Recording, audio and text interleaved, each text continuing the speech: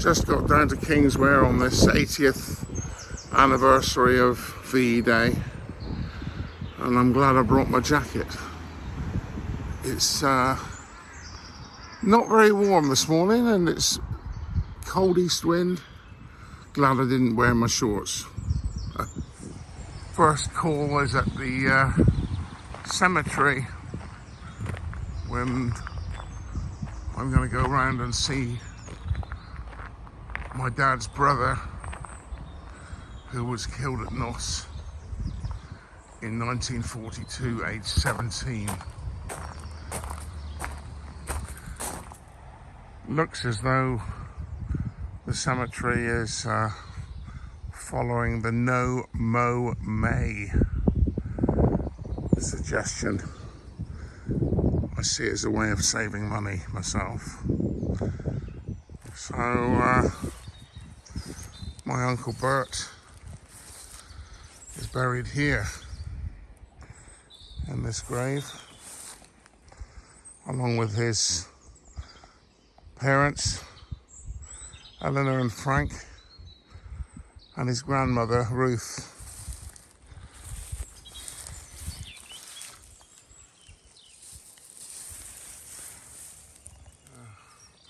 Herbert Little, born 1925, died 1942. Ruth, born 1872, died 1961. I remember her well. Fierce little lady. My granddad Frank, my grandma Eleanor. They were all here in the war, and 3 of them were here on VE Day. So here they are, my mum and dad, in amongst the grassland.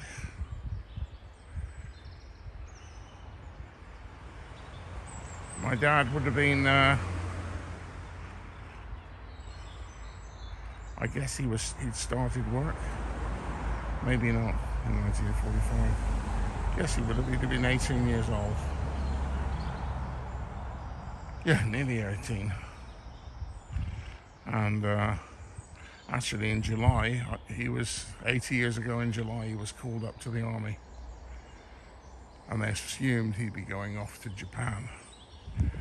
Thank God that was sorted out. My mum was living at the top of Churchill. I'll walk past there later on. And her parents ran the Royal Dartmouth Hotel. My granddad, hell of a character, Edwin Willing, was the barman there. He liked a drink or two as well. He was a hell of a laugh.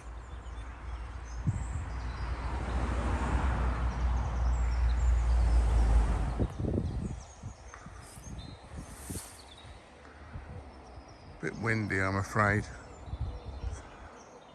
It's a beautiful spot here. Birds singing.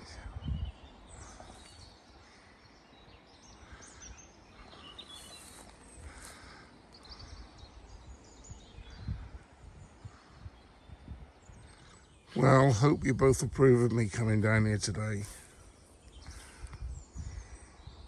I think it's what you would have wanted.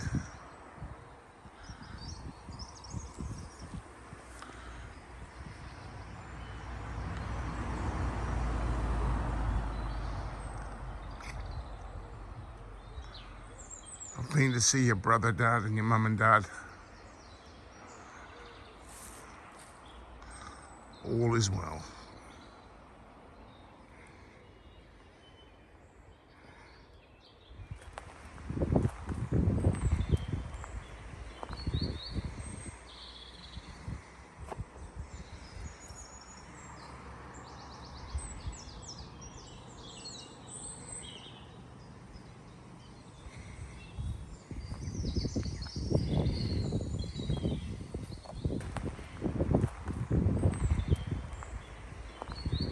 Well, this was the only place I could find to park,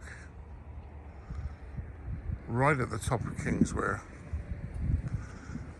Every other place to park is restricted, residents only.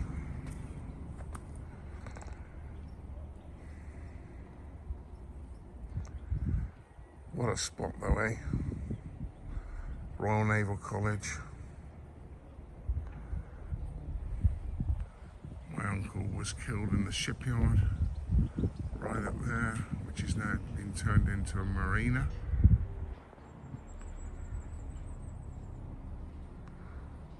Wonder how it would have looked on D-Day. So on VE Day, this wasn't even here. There was a reservoir for the village here, which is still visible at the back. And this was built in the 50s, I guess. What a vista, eh?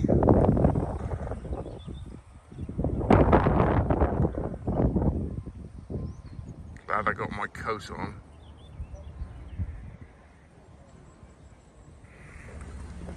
I must admit, coming back to Kingswear, it would like be going to somewhere totally alien to me, to be honest. Every tiny space has been filled with a house.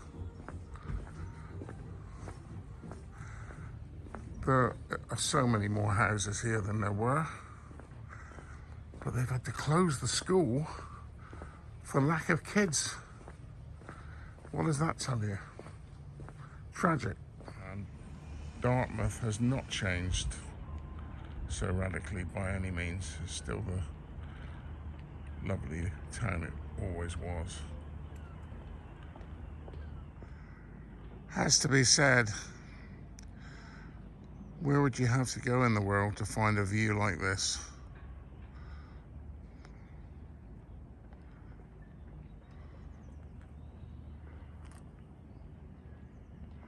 Absolutely stunning. I've said before that before D-Day, my parents told me that you could literally walk across this river on boats heading off for Normandy. My mother lived in this place, in this apartment, and she said she remembers looking out of the window on D-Day, and can you imagine what they must have thought when they saw another ship in the river? So this is also where she lived on VE Day. She used to go down the hill, catch the train to school. Her recollection is, and I have it on YouTube, but that VE Day was announced, Victory in Europe Day was announced while she was at school. And there was great celebration, as you can imagine. She also has memories of being machine gunned while at school by a German fighter. This was at Totnes Grammar School for Girls, now being torn down because it was built too damn well. It's 20 yards, 20, 30 meters from my parents, from my mother's house, we have this. Again, what a spot. All new houses built here. My, they have a view, don't they?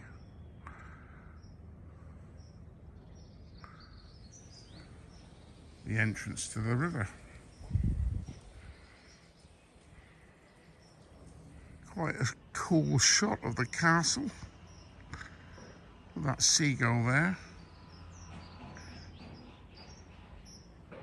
Dartmouth Castle, that is.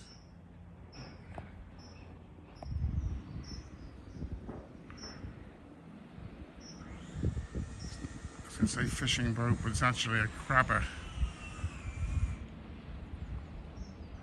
It's a big crabbing industry here, or there was. I don't know how it is now. Well, I'm pleased that The name of this house hasn't been changed. It was actually built by Mr. Tapper, who owned travel agents in, I believe, Newton Abbot or somewhere. But it was a bungalow in those days. Falaise being a battle that Mr. Tapper was involved in the Second World War. I don't know any details, but it was obviously profound enough for him to name his house after the place.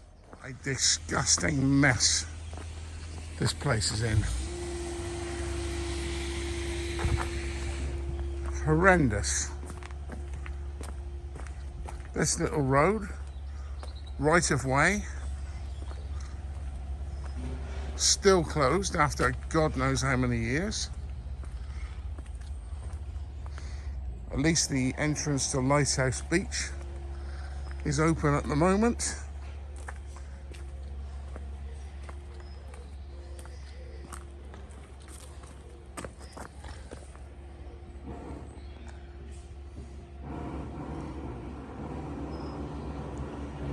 Honestly, the perennial little problems of a small place. However, I'm not going to be going down to the beach today because I suspect I may not have the energy to get back up again. This is where Michael Ems lived with his mum and dad. No doubt now much extended. Michael was the Latin teacher at, and religious knowledge at Churston Grammar School, and one of the most feared gentlemen by the students. But actually, he was a nice, gentle guy, unless you got on the wrong side of him.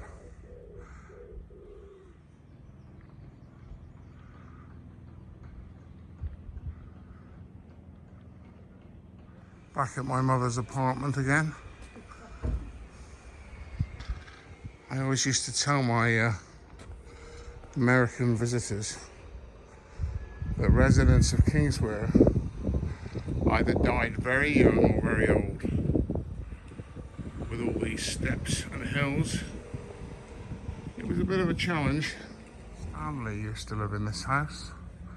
You might not agree with it, but she had a pet monkey. Bear in mind that my mother's place was here, and just down there where that guy is walking is the chalet. The bomb dropped there.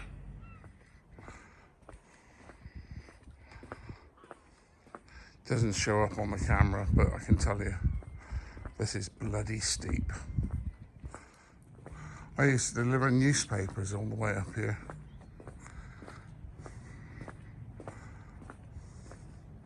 So according to my mother's testimony,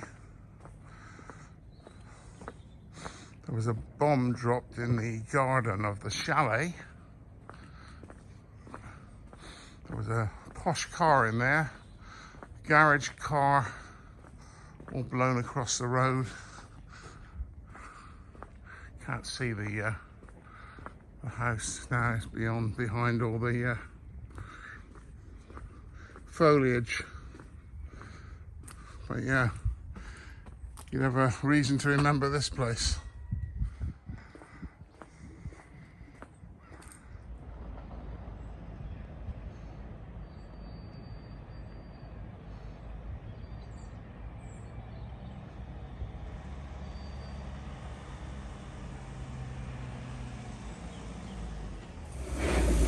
I did say it was a steep hill, didn't I?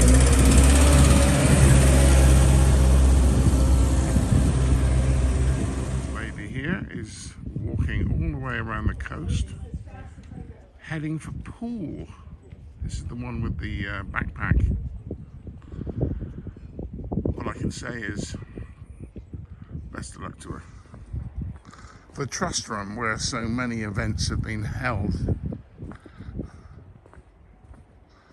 Why is it called the studio? What does that mean? Something's been changed. Church is flying the flag for BE Day.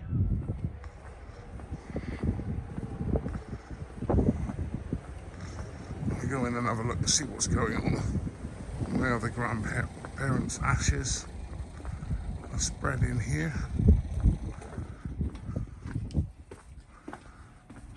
Well, this is where I was married. My parents were married. Funerals for the family. And my uncles. One here. Herbert George Little.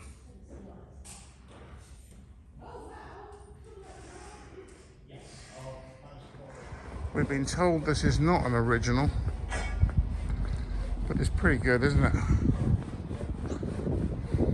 So this was the Royal Dart Hotel here next to the railway station. And this is where all the activities took place back on VE Day, apparently, in the evening. Not much celebration and dancing, according to my mother. Congas in and out of the archways. My grandparents ran the bar here, in that door there.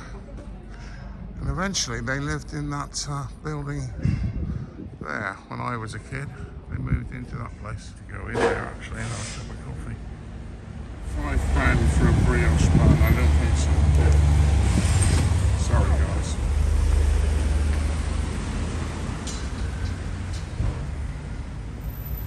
So, back in the day, my dad and my grandparents lived in this house here, the white one.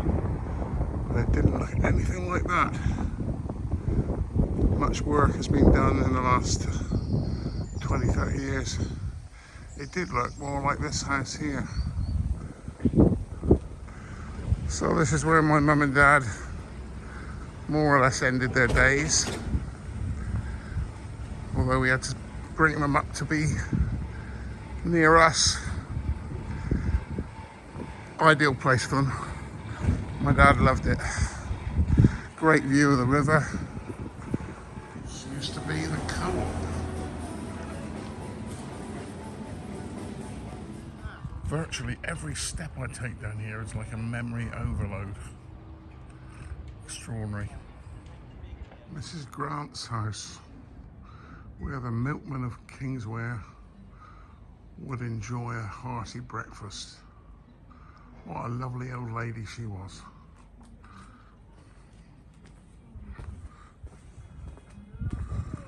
Walking down to the ship inn and the church. Down Back Street.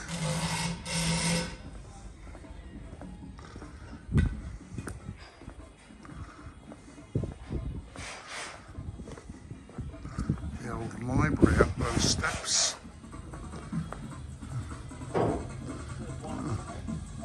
So the clock has stopped. That is interesting. So I spent an awful lot of time in this pub.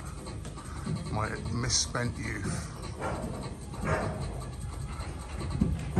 And immediately before my marriage. Langworthy Gate.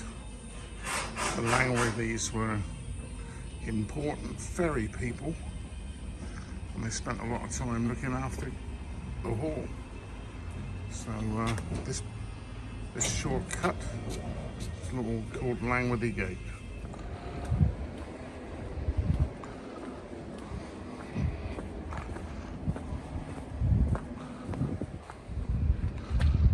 I used to take crates of milk up these steps.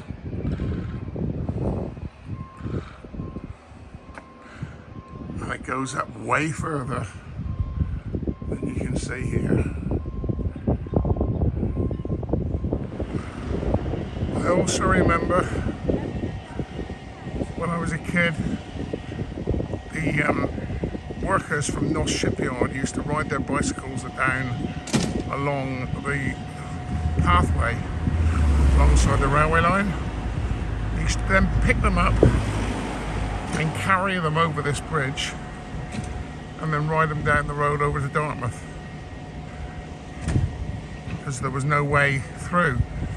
At the end of the bridge there, literally, that was the river. All this has been built on. So my dad, who lived up there in the middle of this balcony here. Used to come outside on this balcony like Mussolini, shouting to people. And what a view he had.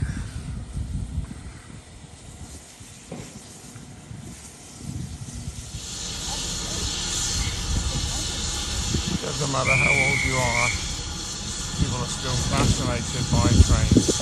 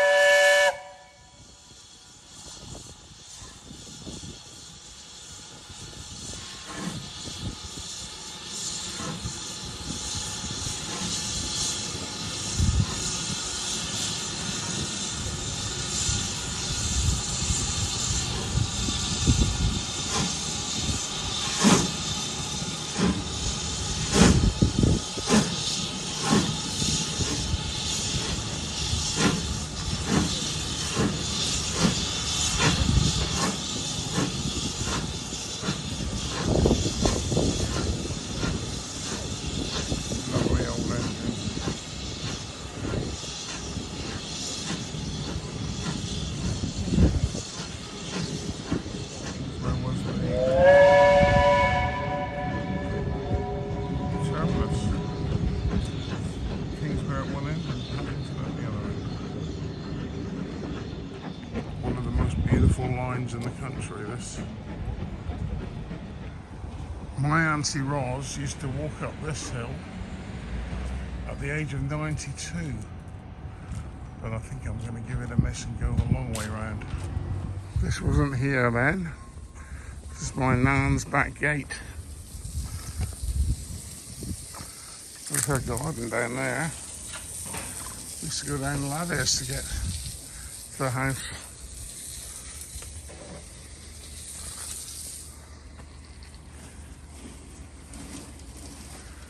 Wow.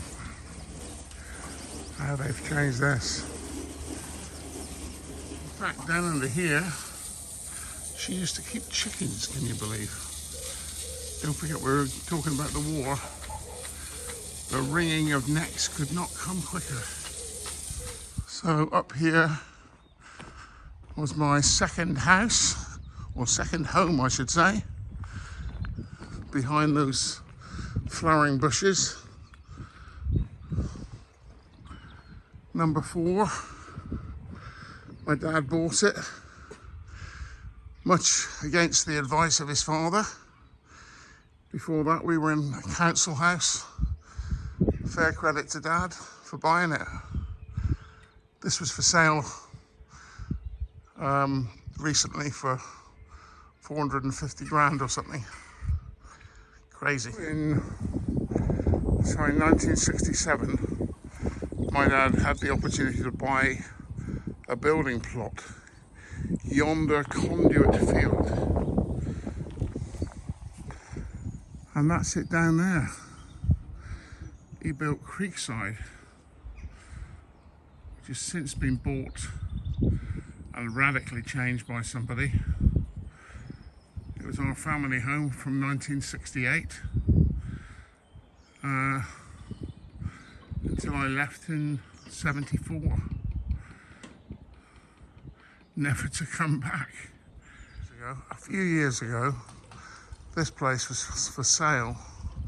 It was a garage, single car garage at the time. I have no, it looks like it's lived in. Don't know how you get in there. Don't know what relationship it has to this building here. But it's just, the whole village is a building site. It's unbelievable. Again, when I was a kid, none of these trees were here. This was an open field occupied by a horse called Molly.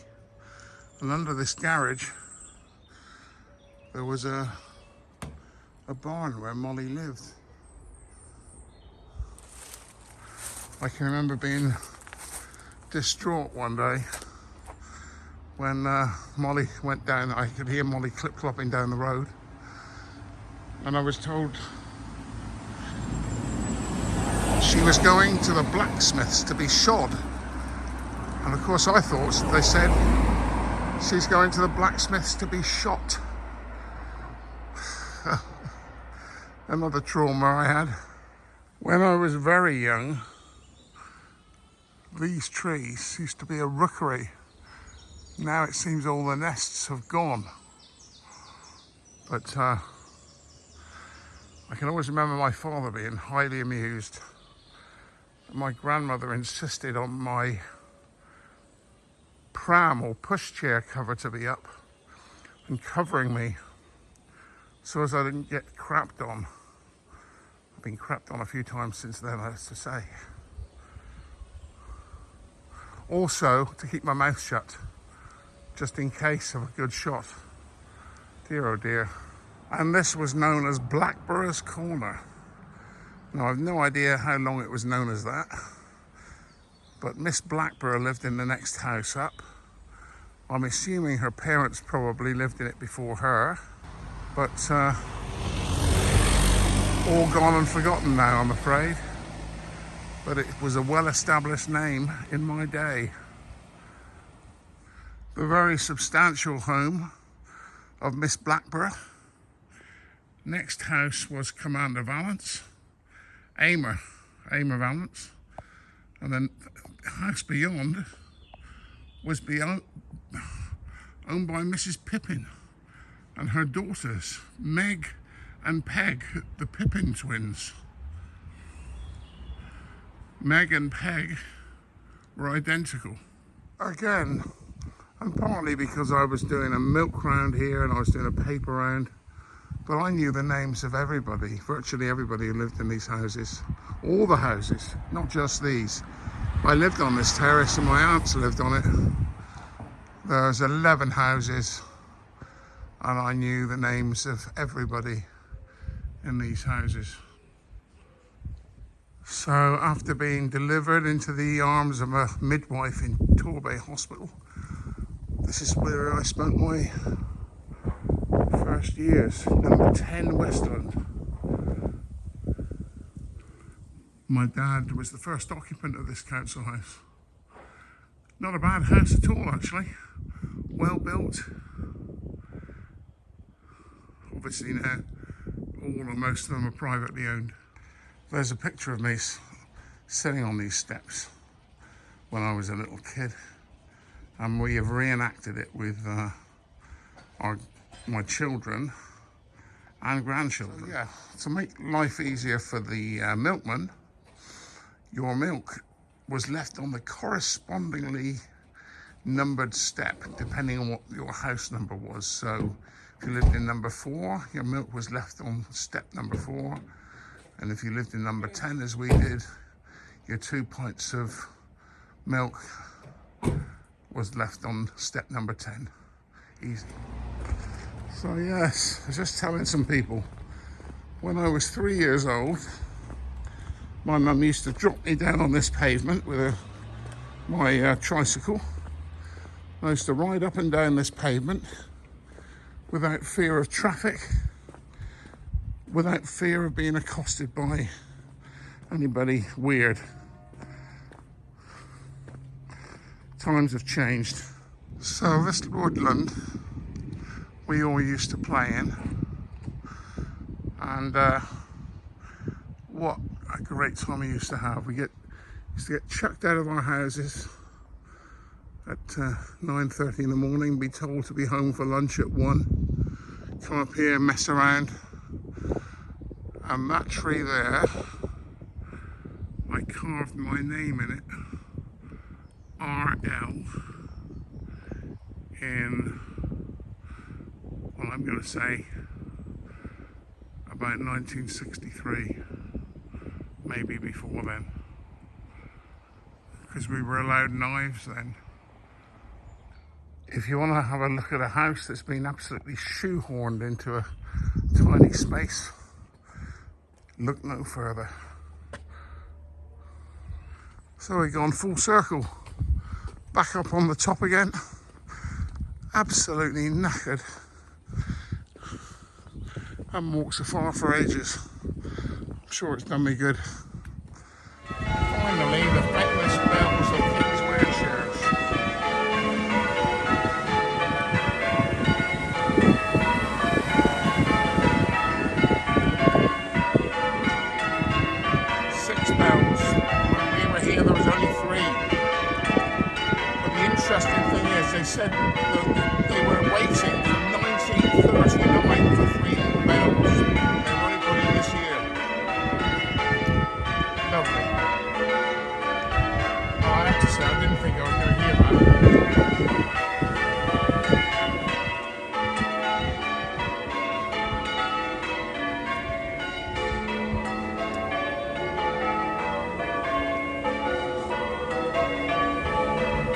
Finally, before I go home, to the Little's bench, which my son kindly funded.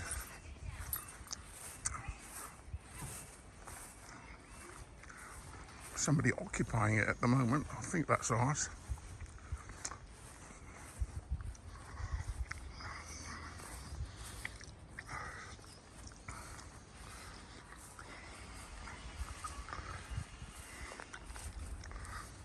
Hello. You don't mind if I just take a quick picture of this bench, do you? No, not at all. Donated by our family. Oh, right. There we are.